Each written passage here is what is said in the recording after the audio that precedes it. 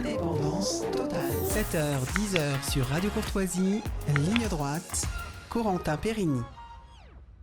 Et nous sommes mardi. Le mardi, c'est l'heure de la chronique de Nicolas Vidal. Bonjour Nicolas Vidal.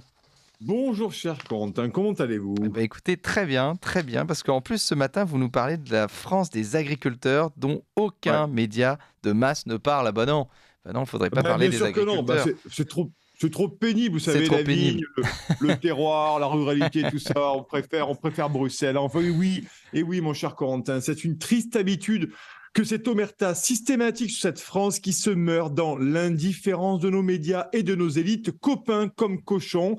Ce samedi après-midi, la manifestation des vignerons à Narbonne dans l'Aude a pu compter sur la présence d'agriculteurs, de chasseurs et de citoyens lambda de tout âge. Tous, Corentin, se sont rassemblés dans une ambiance, faut le dire, bon enfant pour manifester pacifiquement contre la disparition programmée de notre terroir viticole, patrimoine de notre nation, et le ton, franchement, était donné. On écoute. Aujourd'hui, nous sommes des milliers.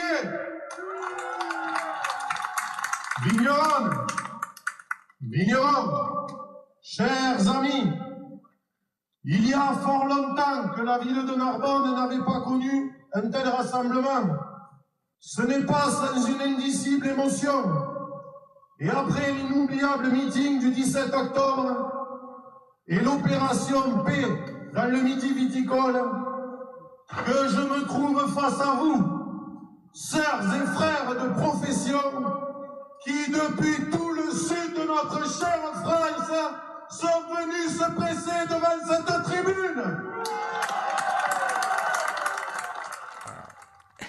Eh oui, vous l'avez entendu, ces gens étaient très très déterminés, mais bien au-delà, Corentin, de ces 7000 personnes présentes à cette manif. Ils sont venus exprimer une vive inquiétude pour une France des terroirs qui est en train de mourir à cause d'une oligarchie qui a consciencieusement organisé son exécution.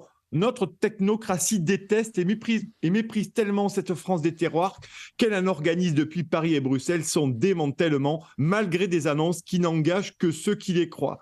Oui, Corentin, notre terroir est en train de littéralement crever. Voilà le message qu'il fallait entendre à Narbonne par ces milliers de manifestants.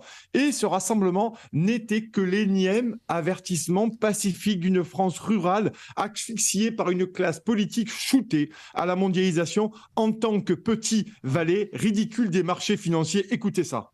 Il ne reste pas moins que se développe une politique décidée par des hauts fonctionnaires qui ne rendent des comptes à personne d'autre qu'à quelques membres de l'exécutif et qui visent à supprimer la viticulture.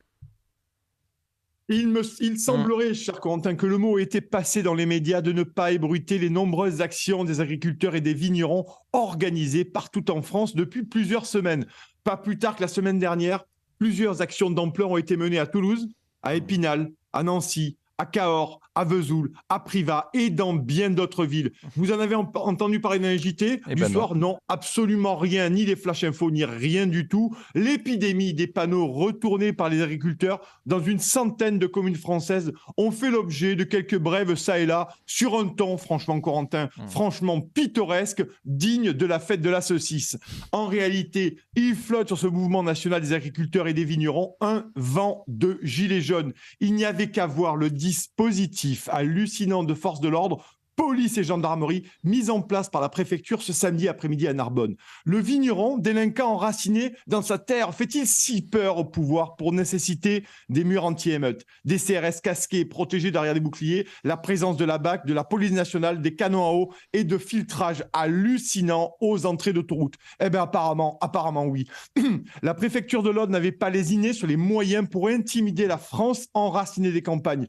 Et comme le gouvernement n'a aucune intention de préserver nos terroirs, la seule option reste de les intimider avec la matraque.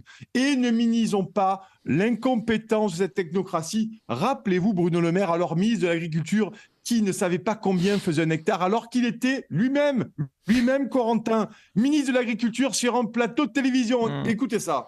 Un hectare, c'est quoi ? C'est un hectare. Oui, c'est combien en mètres ? Bon, alors ça, j'ai jamais été doué en maths. Facile, c'est 10 000 ça aide pas beaucoup. C'est 10 000 mètres. 100 mètres sur 100 mètres. 100 mètres sur 100 mètres. Et ça fait 10 000 mètres, 100 mètres sur 100 mètres. Très bien. Voilà. Si un jour vous avez un HTM, vous saurez que chaque mètre est important. Tout à fait. Et cher. Normalien, Bruno Le Maire, on rappelle. Hein. Ah oui, normalien, normalien de la bêtise surtout. Alors c'est vrai que Bruno Le Maire, mon cher Corentin, n'est pas le couteau le mieux aiguisé du tiroir. Mais quand même, cela nous donne un indice, franchement, sur le niveau de mépris pour la France rurale. Oui, mais alors, au vu de ce que vous nous racontez, pourrait-on assister à des actions plus violentes dans les prochains jours, Nicolas ? La seule question qui se pose à ces vignerons et à ces agriculteurs confrontés à un tel déni, une telle inertie du gouvernement, reste comment se faire entendre et défendre son patrimoine. Ce que l'on peut dire ce matin, c'est que les différentes prises de parole syndicales avant le départ de la manifestation de samedi étaient on ne peut plus claires sur les intentions des manifestants. Si le gouvernement et le ministre en charge de l'agriculture et de la souveraineté alimentaire, c'est formidable, souveraineté alimentaire, Marc Fesneau refusait d'aider ces filières viticoles, les actions monteront en intensité. Mais comment pourrait-il en être autrement alors que la sauvegarde et la protection de cette France rurale, jusqu'alors silencieuse, va à l'encontre des recommandations et des injonctions de l'Union européenne qui organise en sous-main, il faut le dire, l'asphyxie de notre agriculture pour le bon fonctionnement du marché et des traités de libre-échange signés avec la moitié de la planète. Ce que craint par-dessous tout ce gouvernement de technocrates, c'est une convergence des luttes avec un soutien massif de Français en colère qui pourrait mettre le pouvoir dans une situation bien plus apocalyptique que celle des Gilets jaunes. Ce qui se joue en ce moment doit être compris à la lumière de la sécession de nos élites soumises aux intérêts privés et supranationaux contre une France rurale qui crève de la mondialisation. En 2018, Corentin, les Gilets jaunes avaient tout compris et ils avaient tout dit. Les agriculteurs, les vignerons, les paysans pourraient à leur tour devenir le pire cauchemar de ces élites déconnectées et décérébrées qui veulent troquer la France des villages, la France du bon sens, la France du déracinement, en bref, la France du jeune Thomas, lâchement exécuté contre une France liquide, ubérisée, multiculturelle, dépossédée, les jambes lascivement écartées pour le seul bon plaisir des marchés. Allez les loulous, bon courage et on se parle mardi prochain. Oui, bon courage à vous aussi, Nicolas Vidal. Et puis merci de parler de cette France rurale dont on ne parle pas assez, qui est victime, on me rappelle aussi, des racailles, notamment ce village de Crépol dans la Drôme. Merci à vous.